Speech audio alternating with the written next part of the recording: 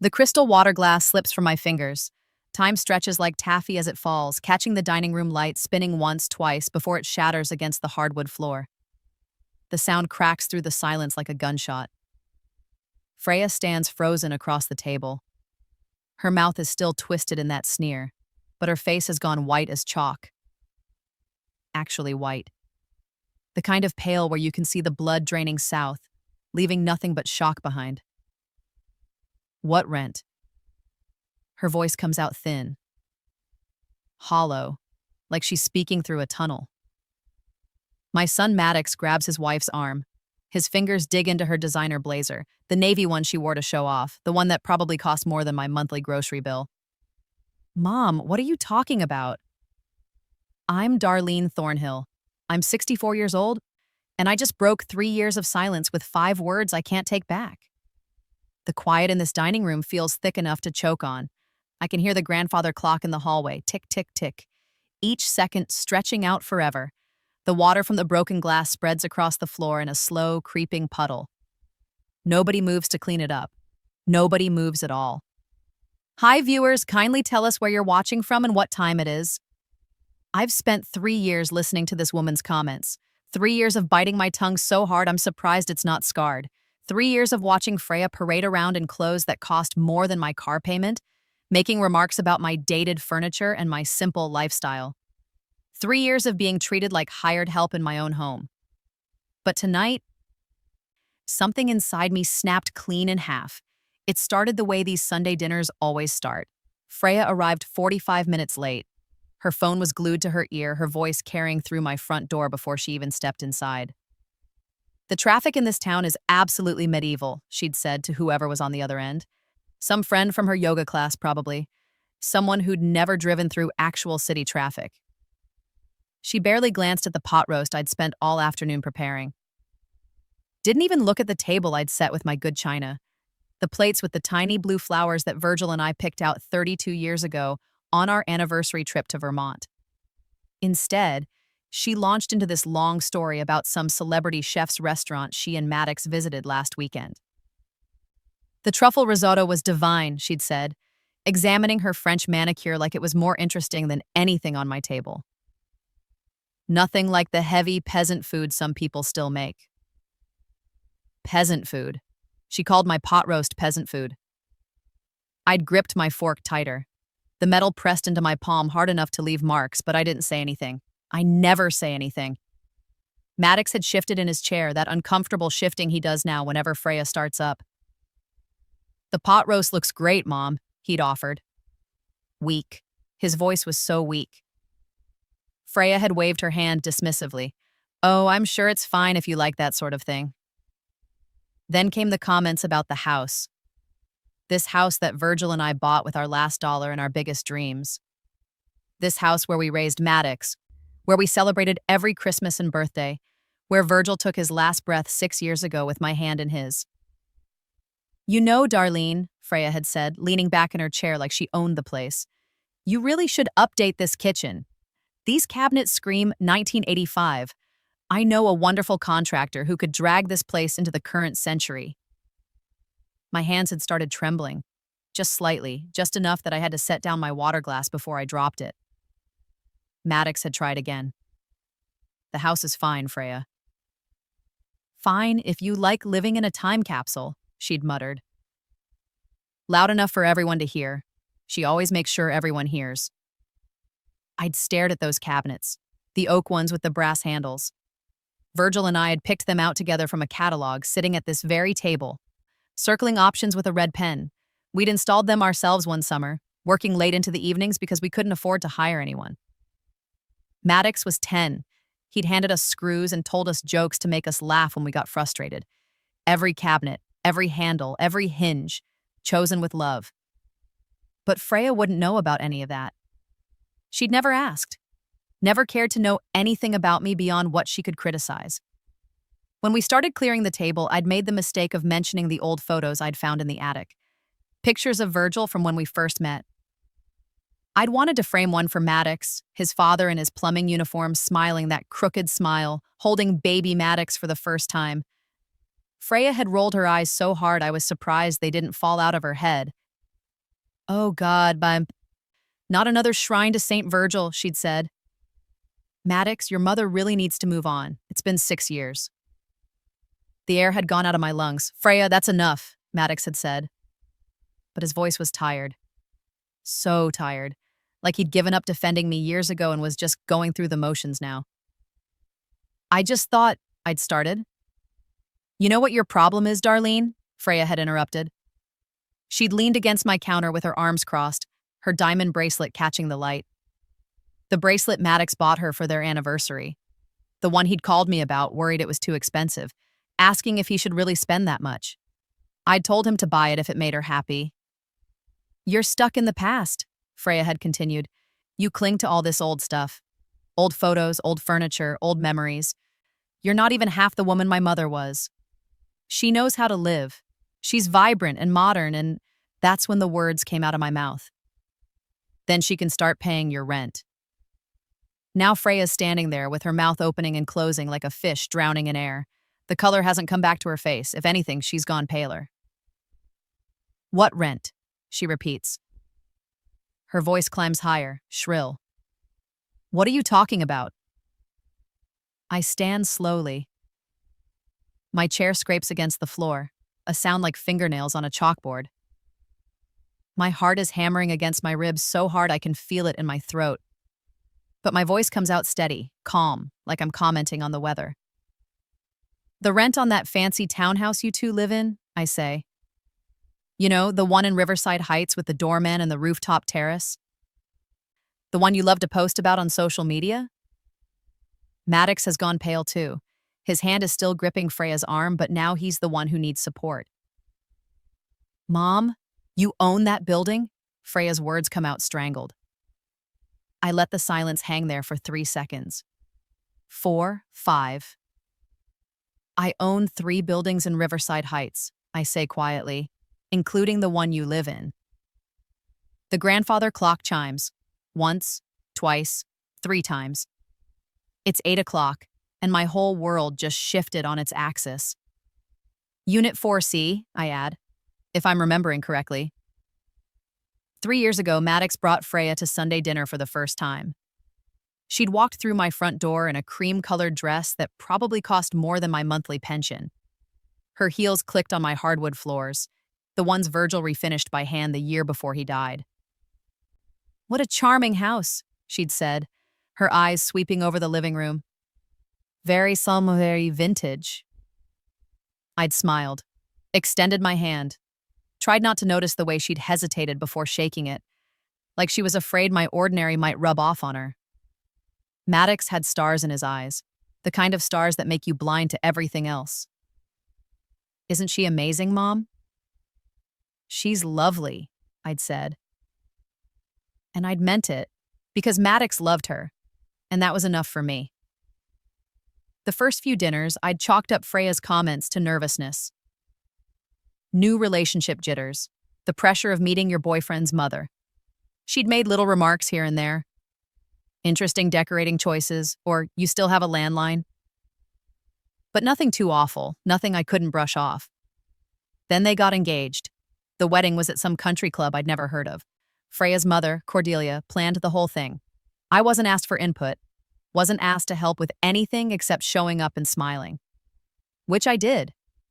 Because it was Maddox's day, and I wanted him to be happy. I'd worn my best dress, a simple navy blue one I'd bought for Virgil's funeral and hadn't worn since. Freya had taken one look at me and said, "Oh, Darlene, you didn't have to dress up so much. It's just a wedding." Just a wedding. Her wedding. Cordelia had swept in before I could respond. "Freya, darling, the photographer needs you." Then she'd looked at me with this pitying smile. "The mother of the groom section is over there. Just follow the signs." I'd sat by myself in the 3rd row, surrounded by strangers. After the wedding, the comments got worse. Or maybe I just started hearing them differently. My mother would never serve store-bought rolls, Freya had said at Thanksgiving. I'd spent 2 days making those rolls from scratch. My mother always uses cloth napkins. Paper is so wasteful, she'd said at Christmas. I'd pulled out the cloth napkins the next time. She'd complained they were outdated. Every month, the dinners felt more like endurance tests. How much could I take before I broke? How many insults could I swallow before I choked? The worst part was watching Maddox. Watching my strong, smart, kind son turn into this shell. This man who apologized for his mother's cooking, his mother's house, his mother's existence. Who stopped defending me because it was easier to just let Freya talk. 6 months after the wedding, Maddox called me. "Mom, we found an apartment." My heart had lifted. "That's wonderful, honey." "Where?" "Riverside Heights. It's this amazing building with a doorman and everything. Unit 4C. The view is incredible." My heart had stopped lifting. It had dropped straight to my stomach. I'd recognized the address immediately. 2847 Riverside Boulevard. The second building Virgil and I had purchased, back when property values were low and nobody wanted to invest in that neighborhood. We'd held on to it through the rough years, through the renovations, through the slow climb back to desirability. Now it was one of the most sought-after addresses in town. "How much is the rent?" I'd asked, even though I already knew. $1,800 a month. It's a stretch, but we can make it work." $1,800. Market rate was $2,000, but the management company offered move-in specials sometimes. They wouldn't have known Maddox was my son. I'd made sure of that when Virgil and I set up Thornhill Property Management. Made sure our names weren't on anything public. Made sure tenants had no idea who actually owned the buildings. Privacy, Virgil had said, and protection. I could have told Maddox then, could have said, "That's my building, you're renting from me." But something stopped me. Some instinct that said, "Let him do this on his own. Let him earn it. Don't make him feel like he owes you." So I'd said, "That's wonderful, honey. I'm proud of you." And I'd kept my mouth shut for 3 more years. 3 years of sitting at this table listening to Freya compare me to her mother. 3 years of hearing about Cordelia's perfect dinner parties, Cordelia's impeccable taste, Cordelia's modern lifestyle. 3 years of being told in 1,000 different ways that I wasn't good enough. The comments piled up like stones in my chest. "You're still driving that old Honda? My mother just got a BMW." "You don't have a smartphone? How do you survive?" "This couch is so worn. My mother redecorates every 2 years." "You cook everything yourself?" "My mother has a meal service." On and on and on. The thing about small cruelties is they don't kill you all at once. They're death by 1,000 paper cuts. Each one tiny. Each one supposedly not worth making a fuss over. But they add up. They accumulate in your blood until you're poisoned with them. And Maddox just let it happen. "She doesn't mean it that way, Mom," he'd say after Freya left. "She's just particular," he'd offer when I'd look hurt. "Can't you just ignore it?" he'd plead when I'd finally try to talk to him about it. I'd watched my son choose peace over principle, choose his wife's comfort over his mother's dignity. And I'd understood it. I had. You're supposed to stand by your spouse, build a life together. I'd raised him to be a good husband. I just didn't realize it would cost him being a good son. Last month, Freya had been on the phone with one of her friends when I'd walked into the kitchen. She hadn't seen me, hadn't realized I was there. "Oh, she's sweet," Freya had been saying. "But very simple, you know. Lives on a fixed income. Doesn't really understand modern life. Maddox feels obligated to visit, which is kind of him. But honestly, Sunday dinners are such a chore." I'd stood there in my own doorway, holding a bowl of salad, listening to myself be dismissed as a chore. That's when something had started cracking inside me. Not breaking yet, just cracking, thin lines spreading through my patience like a windshield about to shatter. I'd thought about telling them then, about sitting them down and explaining that their simple landlady was worth more than they'd ever know. That the buildings they admired, the properties they drove past, the businesses they frequented, I owned pieces of all of it. But I'd held back. Because what would that prove? That I had money? That I'd been hiding it? That I'd lied by omission? No, I'd kept quiet because I wanted to believe Freya might change, might grow, might see me as a person instead of a relic. Tonight proved me wrong. The pot roast had been perfect. I'd started it at 2 o'clock, searing the meat in Virgil's old cast iron skillet, the one that's been seasoned so many times it's practically non-stick. I'd used his mother's recipe, the one written in pencil on a stained index card that I keep in the red recipe box by the stove. Carrots, potatoes, onions, fresh thyme from the garden Virgil planted. The garden that's still blooming 15 years later because I tend it like he taught me. The smell had filled the house, rich and warm and exactly like Sunday dinners from when Maddox was little. When it was just the three of us around this table, laughing and talking and being a family. I'd set the table with the good china, the blue-flowered plates, the crystal glasses Virgil's mother gave us as a wedding gift. I'd even put out cloth napkins, the cream-colored ones I'd embroidered myself, years ago, when I still had the patience for that kind of thing. My hands had been aching. The arthritis gets worse in the cold, and October's been chilly this year. Each potato I'd peeled had sent little sparks of pain through my knuckles. But I'd pushed through. Because this is what you do for family. You push through. I'd hoped, God, I'd actually hoped, that maybe tonight would be different. Maybe Freya would notice the effort. Maybe she'd say something kind. Maybe we could turn a corner. Then she'd walked in, phone pressed to her ear, talking about someone's yacht party, someone named Brinley who'd just bought a summer house in the Hamptons, someone who had nothing to do with dinner at her mother-in-law's house but was apparently more important. She'd ended the call and looked at the table. Actually looked at it for the first time all evening. Pot roast, she'd said. Flat, like I'd served her cardboard. Your favorite, Maddox had tried. Remember? You said you loved Mom's pot roast. That had been a lie. She'd never said that. But Maddox was trying to build a bridge that Freya kept burning down. Freya had sat down and immediately launched into the story about the celebrity chef. Some guy with a cooking show and 3 Michelin stars. Some restaurant where they'd spent more on one meal than I spend on groceries in a month. The truffle risotto, she'd said, closing her eyes like she was remembering something sacred, was absolutely divine. Light, creamy, perfectly seasoned. Nothing like heavy peasant food some people still make.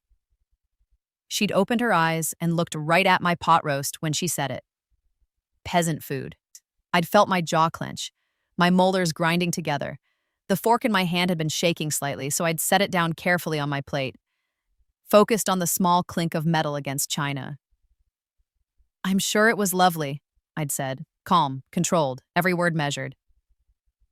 Oh, it was more than lovely, Freya had continued, missing or ignoring the warning in my voice.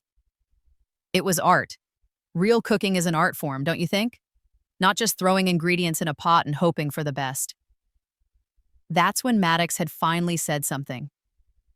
The pot roast looks great, Mom. Great. Not delicious, not amazing, not, I've been looking forward to this all week like I used to when I was growing up. Just great. Freya had waved her hand like she was swatting away his comment.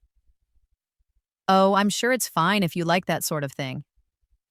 I just think there are more refined options out there, more elevated approaches to dining. Elevated, like my cooking was beneath her. I'd picked up my water glass, taken a long, slow sip, put it back down with exaggerated care. Because if I didn't focus on something simple, something concrete, I was going to say things I couldn't unsay, not yet, not yet. Then Freya had looked around the dining room like she was seeing it for the first time, like she hadn't eaten at this table once a month for 3 years. You know, Darlene, she'd said, using that tone she uses when she's about to offer unsolicited advice, you really should update this kitchen. I'd stopped breathing. These cabinets scream 1985, she'd continued, running her finger along the table's edge. I know a wonderful contractor who could drag this place into the current century, maybe add an island, put in some modern appliances, really open up the space.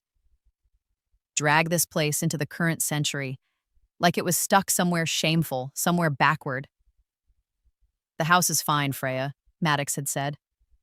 Weak again, always so weak now. Fine if you like living in a time capsule, Freya had muttered. And that's when the first real crack appeared. Not in me. In the silence I'd been maintaining for 3 years. Because this kitchen wasn't a time capsule. It was a memory capsule. Virgil and I had chosen every single thing in this kitchen together. Every cabinet, every handle, every tile on the backsplash. We'd spread the catalog out on this very table in the summer of 1985. circling options with a red pen, debating whether oak or maple would wear better, whether brass or chrome would look more timeless. We'd picked oak, brass. Timeless, we'd said, classic. We'd installed everything ourselves. Couldn't afford contractors back then. Virgil had worked his plumbing jobs during the day, and we'd worked on the kitchen at night, sometimes until 2 in the morning. Maddox would fall asleep on the couch with sawdust in his hair. I remembered Virgil standing back after we'd hung the last cabinet, his arm around my waist, both of us exhausted and proud. 30 years from now, he'd said, these will still be beautiful. He'd been right. They were still beautiful. Not because they were trendy, not because they were modern, because they were chosen with love and built with our hands and filled with decades of memories. Every scratch on these counters told a story, the burn mark near the stove from when Maddox tried to make me breakfast in bed for Mother's Day and nearly set the kitchen on fire. The dent in the cabinet from when Virgil and I were dancing to old music and he'd spun me too enthusiastically. This wasn't a time capsule. This was a life capsule. But Freya wouldn't know that. She'd never asked about the house's history, never wanted to know why things were the way they were. She just saw old and assumed lesser. I'd sat there staring at my pot roast, feeling the weight of 3 years pressing down on my shoulders. 3 years of swallowed words, 3 years of forced smiles, 3 years of being made to feel small in my own home. Maddox had cleared his throat. Should we eat before it gets cold? We'd started passing dishes in silence. The scrape of serving spoons, the clink of plates, everything careful and polite and completely hollow. That's when I'd made my second mistake of the evening. I'd tried to share something personal, something that mattered to me. I found some old photos in the attic, I'd said. Casual, like it was nothing. Pictures of your father, Maddox, from when you were a baby. I thought I'd frame one for you.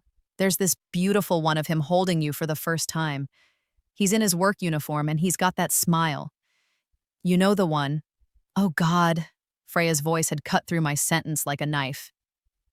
Not another shrine to Saint Virgil. The room had gone cold. Actually cold. Like someone had opened a window in the middle of winter. Freya, Maddox had said. Finally, some backbone in his voice. That's enough.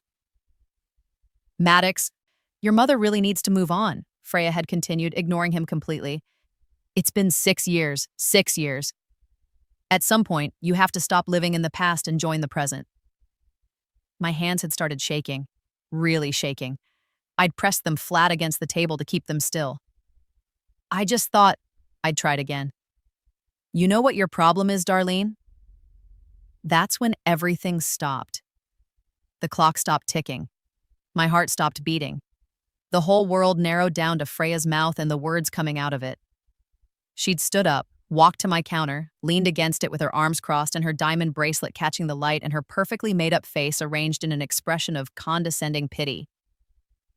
You're stuck in the past. You cling to all this old stuff, old photos, old furniture, old memories. You're not even half the woman my mother was. Half the woman her mother was. She knows how to live, Freya had continued. She's vibrant and modern and then she can start paying your rent. The words had come out of my mouth before I could stop them, before I could think, before I could remember all the reasons I'd kept this secret for 3 years. They just came out, and the glass had slipped from my fingers and shattered on the floor, and Freya had gone white as chalk, and now here we are, standing in the wreckage of everything I'd been trying to protect. Unit 4C, I say again. If I'm remembering correctly. Freya's mouth opens, closes, opens again. No sound comes out. Maddox is staring at me like he's never seen me before. Maybe he hasn't. Maybe I've been invisible for 3 years, and he's only now realizing I'm actually here. You own our building? Freya finally manages. I nod slowly. I own 3 buildings in Riverside Heights. Yours is the newest one. Well, newest to my portfolio. Virgil and I bought it in 1998. 1998, Maddox repeats. His voice is barely a whisper. Before I was even in high school. That's right. The water from the broken glass has spread into a wide puddle now. It's reaching the edge of the table, about to drip onto Freya's designer shoes. She doesn't notice. She's too busy processing what I've just told her. The management company, she says. Thornhill Property Management. That's mine, I finish. Well, ours. Virgil started it. I just kept it running after he passed. Freya's face is doing something complicated. Confusion, shock, anger, embarrassment, all of it cycling through her features like a slideshow. But why didn't you tell us? And that's the question, isn't it? Why didn't I tell them? I never planned to tell them. Never wanted them to know. When Virgil died, he left me with more than just memories and a paid-off house. He left me with something most people spend their whole lives trying to build. Security. Real security. The kind that doesn't come from a paycheck or a pension, but from owning things that matter. Things that last. Virgil was a plumber by trade. People saw the work uniform and the toolbox and the van with his name on the side, and they thought they knew him. Thought they knew us. Working class, getting by. Simple folks with simple dreams. They had no idea. Every extra dollar Virgil made went into property. Every bonus, every big job, every piece of overtime. He'd come home with his hands stained and his back aching, and he'd sit at this table with real estate listings spread out in front of him, studying them like they were treasure maps. This one, he'd say, tapping a listing with his pencil. 4 units, needs work, but the bones are good. The neighborhood's coming back. Give it 10 years and it'll be worth triple. He was always right. Always. We bought our first rental property when Maddox was 5. A duplex on the east side that needed new plumbing, which Virgil did himself, and a complete renovation. We lived on rice and beans for 6 months to make that down payment, but it was worth it. We rented both units within a month, and suddenly we had income that didn't depend on Virgil's back holding out or his knees lasting another year. That's when he'd said it. The thing that became our motto, our mission, our whole approach to life. We're not building wealth to show off. We're building it to survive. And we did. One property at a time, one mortgage at a time, one sacrifice at a time. The apartment building in Riverside Heights came later. Much later. After we'd already paid off the duplex and bought 2 more small buildings, Virgil had seen the listing and known immediately it was special. 8 units, solid construction, terrible location at the time. The neighborhood was rough, property values were in the basement, but Virgil saw what it could become. This neighborhood's going to turn around, he'd said. New development coming in, young families moving back to the city. In 20 years, this'll be prime real estate. 15 years, actually, so it only took 15 years for Riverside Heights to become one of the most desirable areas in town. For property values to skyrocket. For people like Freya and Maddox to compete for apartments there. We bought 2 more buildings in that neighborhood over the years. Watched them appreciate. Watched the whole area transform from somewhere you avoided after dark to somewhere you paid premium prices to live. And through it all, we kept quiet. Kept driving our old cars and cooking our own meals and living in our dated house with our time capsule kitchen. Because the wealth wasn't for showing, it was for surviving. For making sure that if anything happened to one of us, the other would be okay. When Virgil got sick, when the cancer came fast and mean and took him in 6 months, I'd understood why he'd been so insistent about building this safety net. I'd watched the medical bills pile up, watched the cost of care drain our savings account, watched everything we'd worked for get consumed by hospital stays and treatments and desperate attempts to buy more time. But the properties stayed. The rental income kept coming. The management company kept running. And when Virgil finally slipped away in our bedroom with my hand in his and Maddox crying in the hallway, I'd known I would be okay. Not happy, not whole, but okay. Financially okay, at least. We're your landlords, I say now, letting the weight of that word settle over the room. Well, technically I am, since Virgil passed. That company you write your rent check to every month? Thornhill Property Management? That's the company Virgil started 30 years ago. I've been running it since he died. Maddox sinks into his chair like his legs won't hold him anymore. His hands are covering his face. I can't see his expression, but I can see his shoulders shaking slightly. Freya's still standing, still pale, still processing. But the management company never said anything. They never told us you were the owner. They're not supposed to, I explain. My voice is steady now, calm, like I'm teaching a class instead of detonating my family. That's the whole point of using a property management company. Privacy, professional boundaries.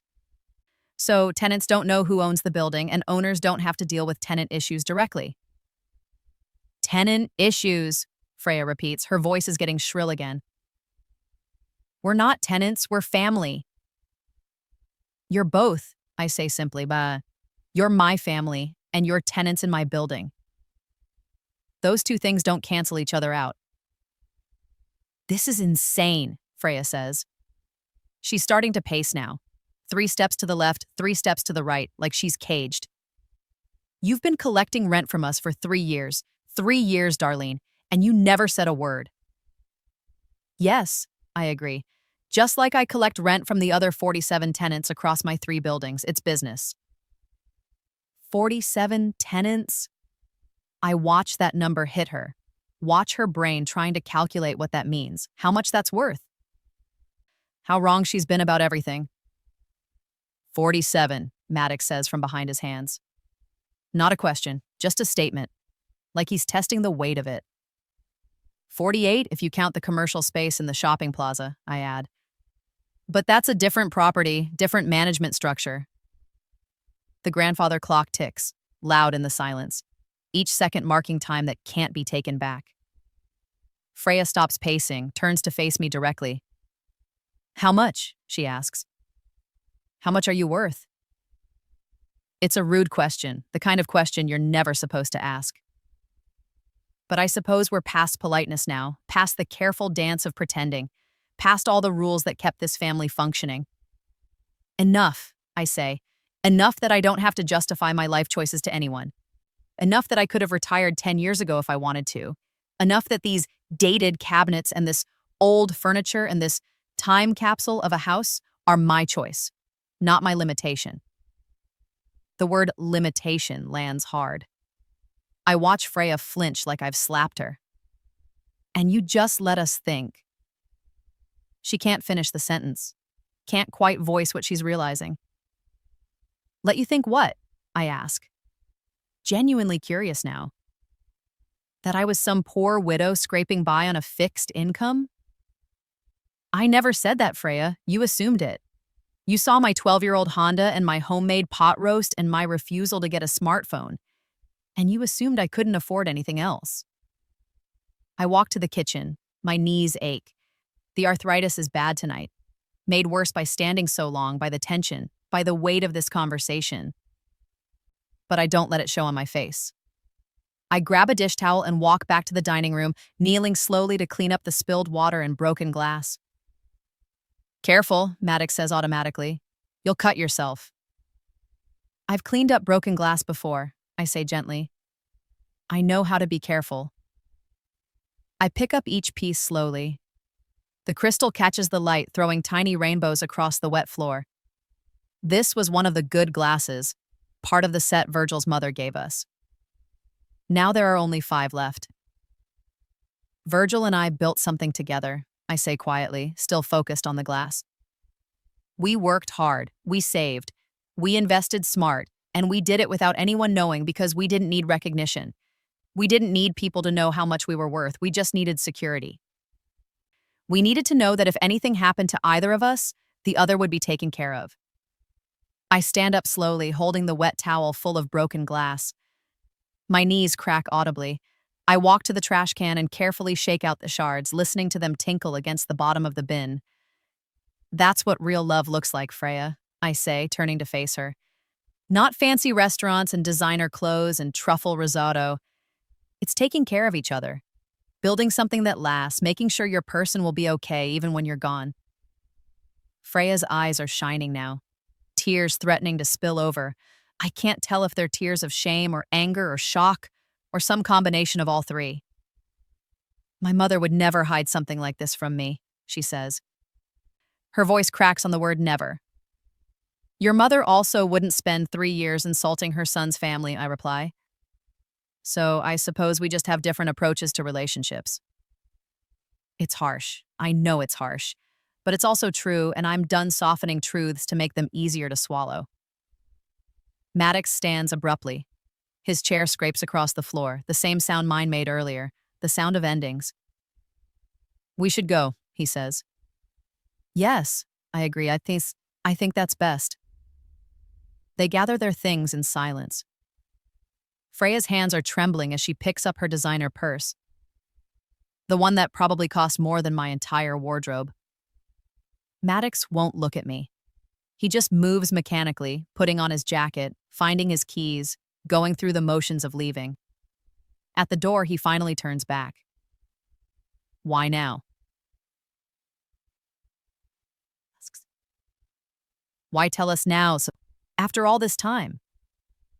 I look at my son, my only child, the boy I raised alone after Virgil died, the man who somehow lost his spine somewhere along the way. The person I love more than anything in this world, even when he disappoints me. Because I'm tired, Maddox, I say simply. I'm tired of being disrespected in my own home. I'm tired of watching you let your wife treat me like I'm worthless. And I'm especially tired of being pitied when I'm one of the most financially secure people you know. I reach out and touch his cheek gently. He's got Virgil's eyes, the same warm brown that used to look at me with so much love. I love you, I say. I will always love you. But I won't be a doormat anymore. Not even for my own son. His eyes fill with tears, real tears, spilling down his cheeks. I'm sorry, he whispers.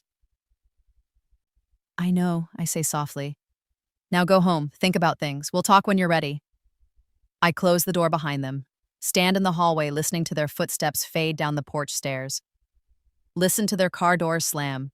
Listen to the engine start and the sound of them driving away. Then it's just me and the grandfather clock and the quiet of this house that's suddenly very loud. And now I stand in my quiet house for a long time. The grandfather clock ticks, the same clock Virgil restored by hand 40 years ago, spending weeks in the garage with wood polish and tiny screwdrivers and infinite patience. The same clock that's kept time through Maddox's childhood, through Virgil's death, through 3 years of Sunday dinners that felt like slow torture. Tick, tick, tick.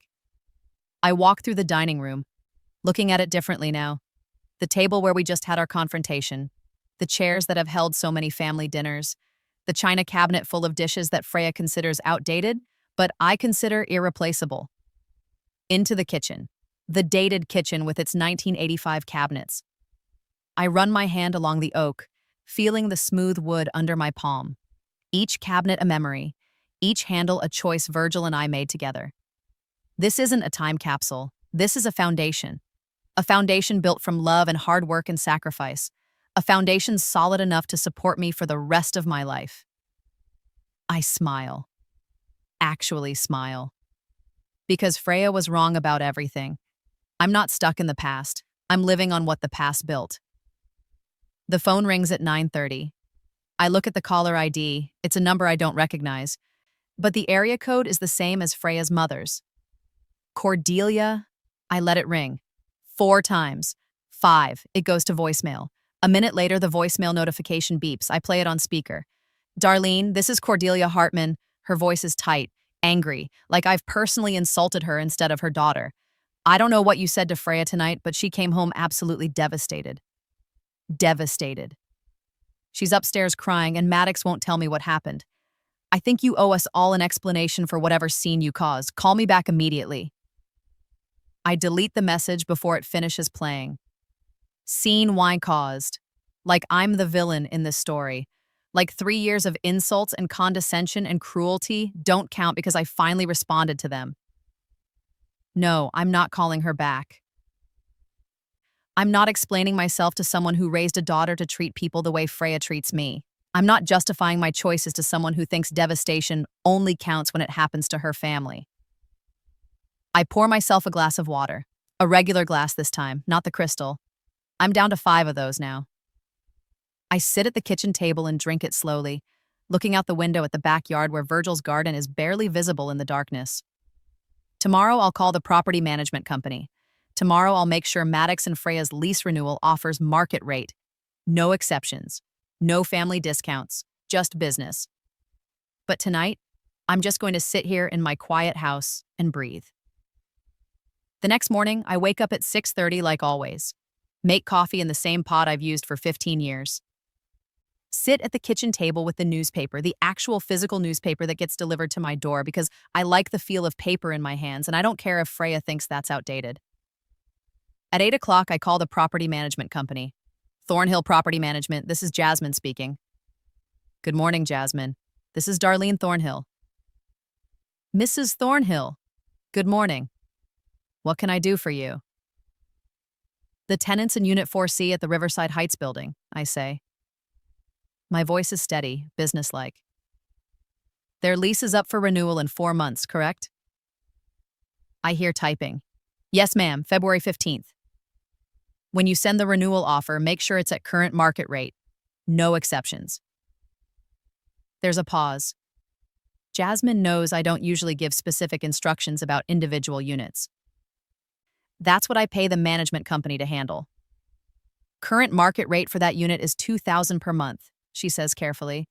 They're currently paying $1,800 with the move-in special from 3 years ago. I'm aware, I say. Market rate.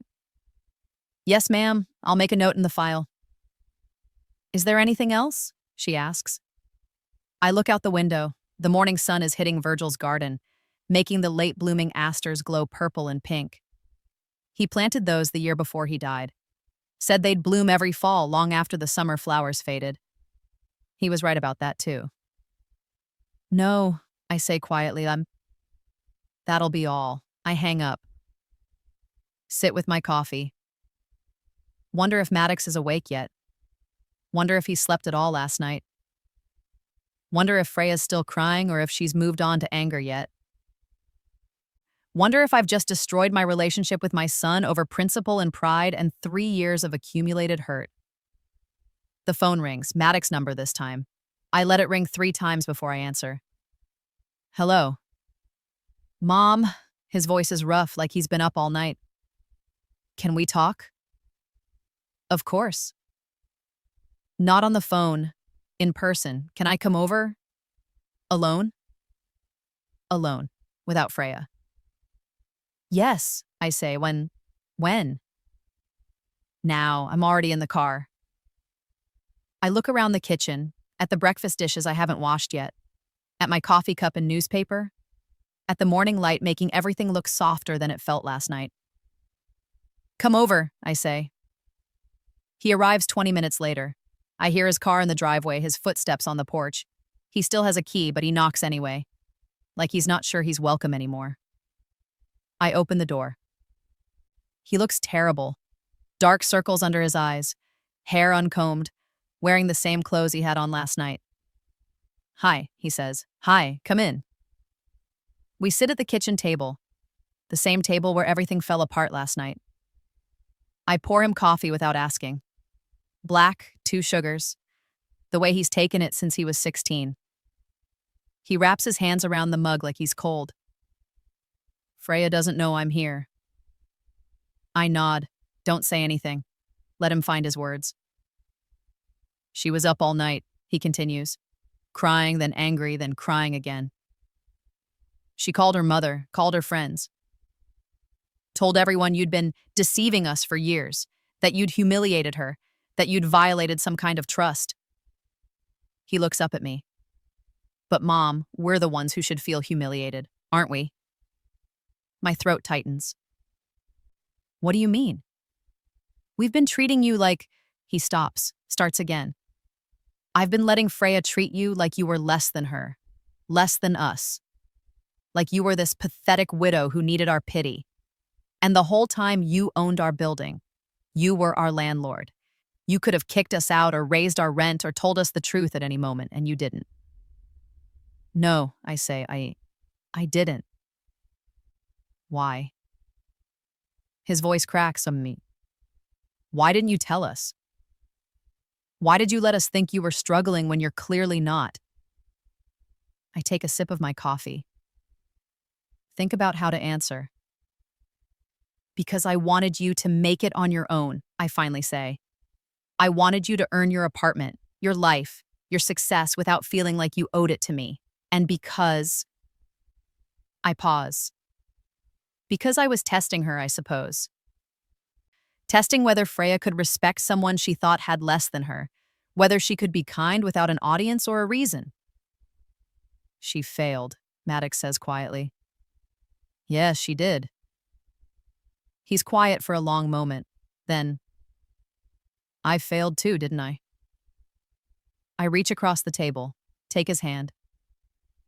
You're here now. That's what matters. Freya wants me to demand an apology from you, he says. She thinks you owe her one for tricking her, for not disclosing that you own the building. And what do you think? He looks at our joined hands. I think I owe you about 1,000 apologies. For every time I let her insult you, for every time I made excuses instead of standing up for you, for turning into someone Dad wouldn't recognize. The mention of Virgil hits me hard. Unexpected tears prick my eyes. Your father would still be proud of you, I say. He'd be disappointed in some of your choices, but he'd be proud that you're here trying to fix it. Are we fixable? He asks. You and me? Yes, I say without hesitation. Always. But Maddox, I meant what I said last night. I won't be disrespected anymore. Not by Freya, not by anyone. If you're married to her, you need to decide what that means for us, for our relationship. He nods slowly. We're looking at our finances. Really looking at them for the first time. The new rent is $200 more than we're paying now, and we're already stretching to make it each month. We can't afford to stay. Then don't, I say simply. Find something you can actually afford. Something that doesn't require you to live beyond your means. Freya's going to hate that. Probably. But Maddox, you can't build a life on appearances. Your father and I learned that early. Real security doesn't come from impressing people. It comes from making smart choices, even when those choices aren't glamorous. He drinks his coffee, thinks. Freya's mother stopped speaking to us, he says. When we wouldn't trash you to her last night. When I wouldn't call you and demand you apologize. She called Freya an ungrateful daughter and hung up on her. I should feel satisfied by that. I should feel vindicated. Instead, I just feel tired. I'm sorry, I say, and I mean it. I know that's hard. Is it? He asks. Because honestly, Mom, I'm realizing that maybe Freya learned how to treat people from her mother. And maybe I've been so afraid of losing Freya's approval and her mother's approval that I lost myself. We sit in silence. The grandfather clock ticks in the hallway. The morning light shifts across the kitchen table. Everything feels fragile, breakable, like we're building something new from the shattered pieces of what was. I don't know what happens next, Maddox finally says, with Freya and me, with our marriage, but I needed you to know that I see it now. I see what I've done, what I've allowed. And I'm sorry, Mom. I'm so sorry. I stand up, walk around the table, pull him into a hug. He's taller than me, has been since he was 15. But right now he feels small, broken. Like the little boy who used to come to me when he was hurt. I love you, I say into his shoulder. No matter what happens next, I love you.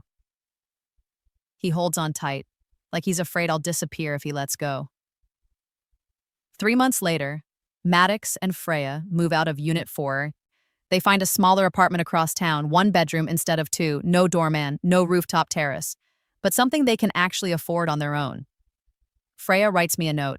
Maddox brings it over one Sunday afternoon. It's short, typed, not handwritten. Darlene, I recognize that my behavior over the past 3 years has been unacceptable. I made assumptions about you that were incorrect, and I allowed those assumptions to guide my treatment of you. I apologize for the disrespect. I hope we can move forward. Freya. It's not warm. It's not particularly sincere, but it's acknowledgement. And for now, that's enough. I write back, also short.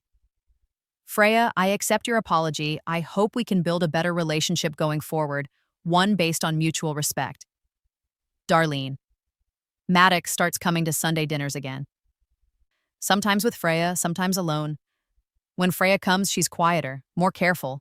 She compliments the food now, asks about the house's history, learns about Virgil and what we built together. It's slow, awkward sometimes, but it's better. 6 months after that night in the dining room, I'm sitting in the office at Thornhill Property Management. I don't come here often, usually Jasmine handles everything, but today I'm reviewing applications for Unit 4C, the new tenants. There's a young couple at the top of the pile, both teachers. Combined income just barely enough to qualify. Application filled out carefully, references glowing, credit decent but not perfect.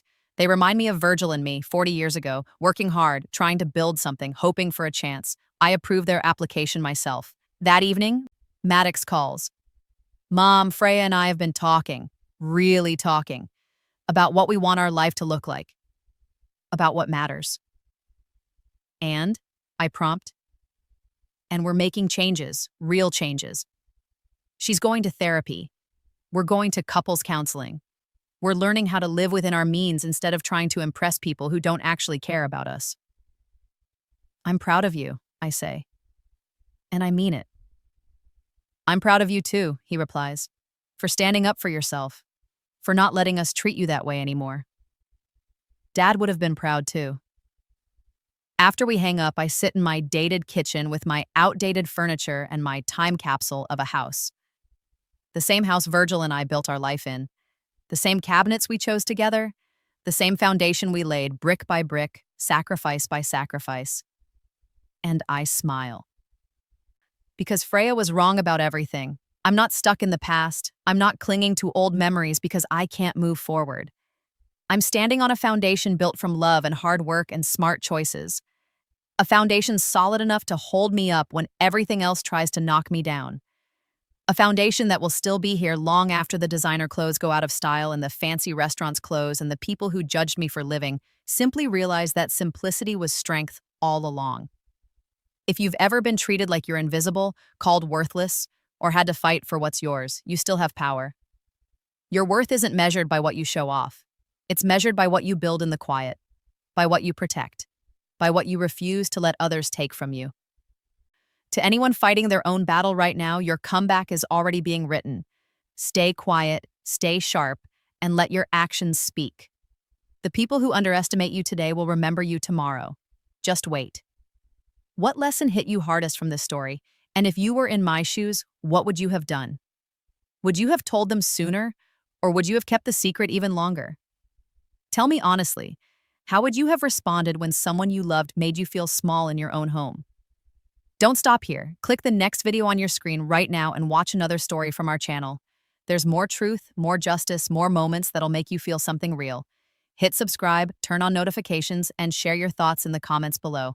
I read every single one. See you in the next one.